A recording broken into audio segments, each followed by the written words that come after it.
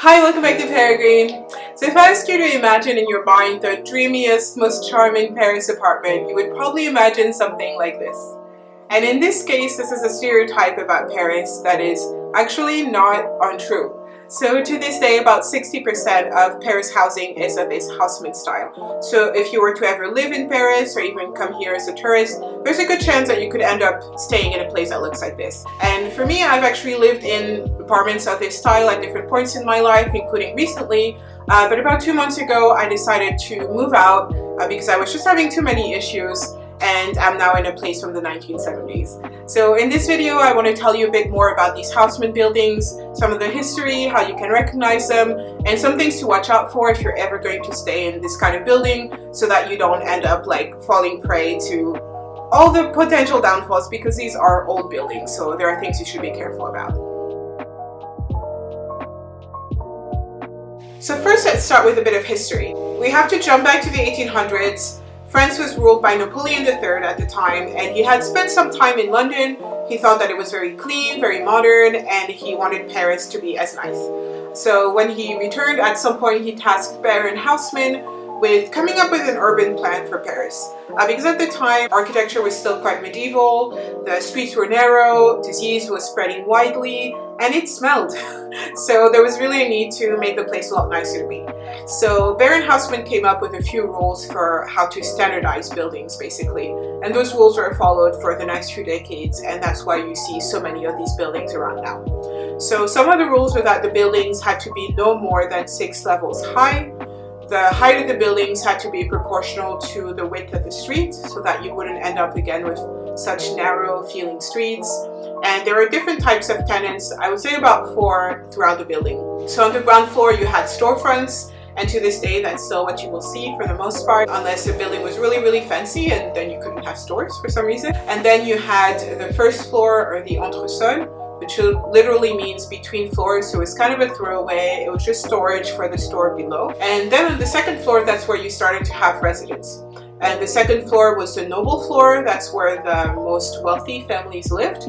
And it seems a bit counterintuitive to today, because now the more money you have, the higher you want to go, you want a better view. But in those days, people who were wealthier wanted to avoid having to go up the stairs. So that was the nicest floor with the highest ceiling height.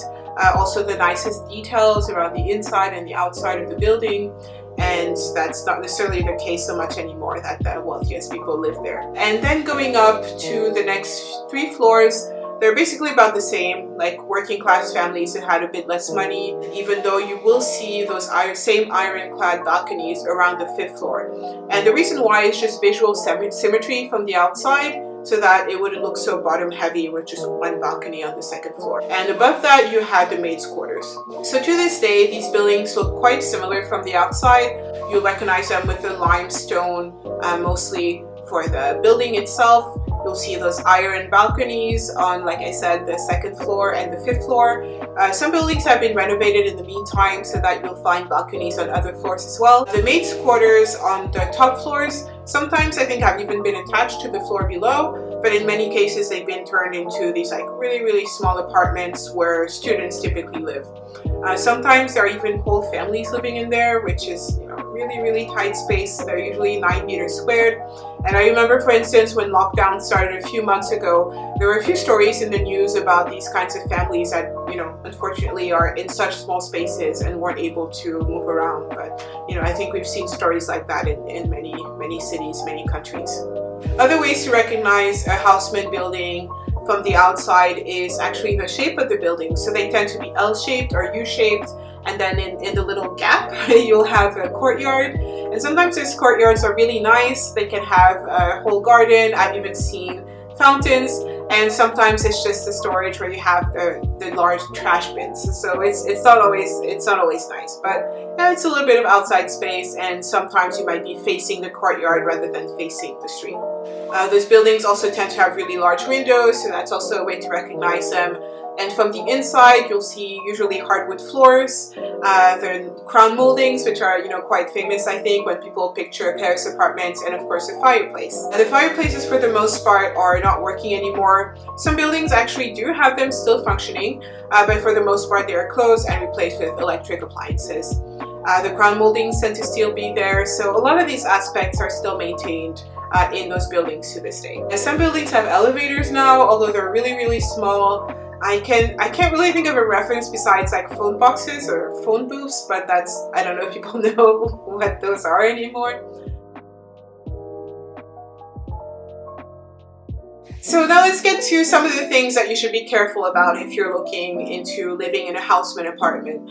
As I mentioned, I recently moved out of an apartment that's more of that style, and that's because I was having so many issues that were related to the building basically being old and not maintained properly, and it was just a better choice to just get out altogether. So I want to share some of these things so that you know what to watch out for. The first thing I would say, and not necessarily the biggest point, is a poor sound isolation. So you can hear your neighbors, they can hear you, you can hear people in the hallway, and that can be a bit uncomfortable at times. The next problem, also related to isolation, is when it gets really, really hot in the summers.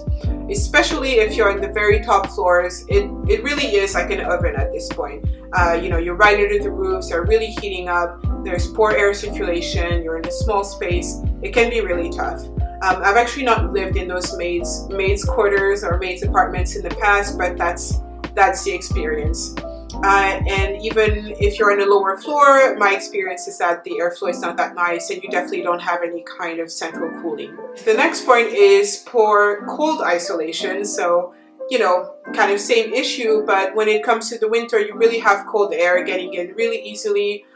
Even though the windows usually have been changed at some point, you will get cold air through the windows, through the walls, around the door, because everything is not sealed that well. It is a lot older and made with materials that, were not as high-tech as they are now. And so in the winter times, you'll end up oftentimes feeling quite cold. And if you think back to when these buildings were built, the fireplaces were in use. So you had the whole column that would, radiate heat and keep the place nice and hot and dry.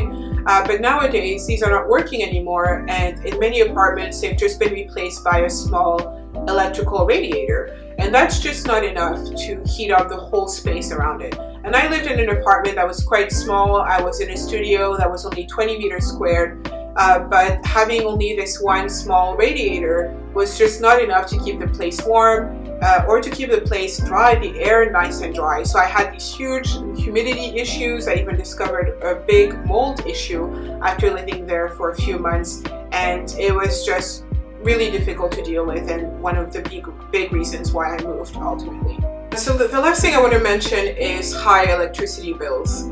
So, and this is related to the previous point. For me, I was living in a 20 meter squared studio, so really a small place, and my electricity bills in the winter were getting up to past even 100 euros, and that's very expensive for a space of that size. And one of the reasons is, again, the heating. So in the winter, I'm somebody who doesn't mind just throwing on a sweater rather than turning up the heat. But because I was having such issues with the humidity and the mold, I actually had to keep on the heat pretty much constantly to keep the air safe, basically. And this small radiator that I had was just not enough for the space. It was running constantly to try to keep up with, the temperature that it was supposed to be in the room. Even when I added an extra radiator, I still had some issues. And well, by that point I have two running at least part of the time, so it was really driving up my electricity bills. Again, it's really an issue that this small radiator is not enough, and it's not built properly to keep the whole space warm. Another issue was the hot water. So in more modern buildings or updated buildings, wherever you are, if you turn on the hot water, it might be central, so as soon as you turn on the hot water will come out and you don't run out. But in these older buildings, what you tend to have is a water tank. So they come in various sizes, depending usually on the size of your apartment. Mine was 50 liters, which is apparently a bit small, but for a studio, it's not really shocking. So the way that they work is that they are filled up with cold water initially, and all the water in the tank gets heated up. And so when you turn on the hot tap, the water coming out has been heated through that water tank.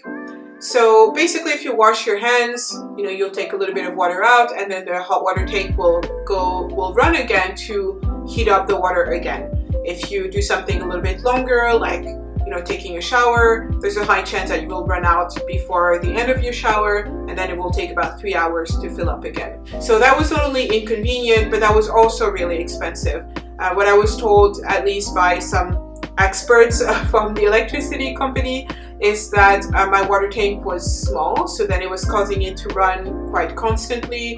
And they even gave me some solutions. They offered for me to try the peak and off-peak plan. So that means that during peak hours I was getting charged a little bit more than usual for electricity and getting charged less in off-peak hours. So I tried that, and I tried to kind of huddle all my uses, like most of my uses of hot water or even electricity during the off-peak hours, but overall it didn't even save me any money. And so overall it was just very, very high bill for such a small space, and it should have been costing me about half of that for electricity. And I really don't see any other reason than the poor isolation and, you know, the water tank issues, and all of that was tied to living in a building that was old and really not maintained properly, and whatever renovations had been done in the past few years were just not targeting these parts. Alright, so that's a bit about Haussmann buildings and my experiences living in them. And you may wonder why I didn't move out sooner, especially with the mold issues, but that's because it's really difficult to find new apartments in Paris. And I'll actually make a separate video about that. But if you're thinking of moving to Paris or visiting at some point, I totally understand why you would want to live in a place like that. We all know the charm of the crown moldings and the fireplace and so on, and it does look very nice, and I understand wanting that experience. But you definitely want to watch out for these things unless you're willing to make the trade-off, and that's totally fair, and that's a choice. But for me, I just find that, you know, even though it is first world problems, you know, these issues of, you know, poor isolation and having to wait for hot water, but in a city like Paris, I don't think there's really any reason that you have to compromise on these kinds of things, because you can find them easily elsewhere. Alright, so let me know in the comments below if you've had any experiences like that in Paris or apartments elsewhere, or what is it that you watch out for when you're looking for a new place. And please like this video and subscribe to hear more from me. Thanks for stopping by. See you next time.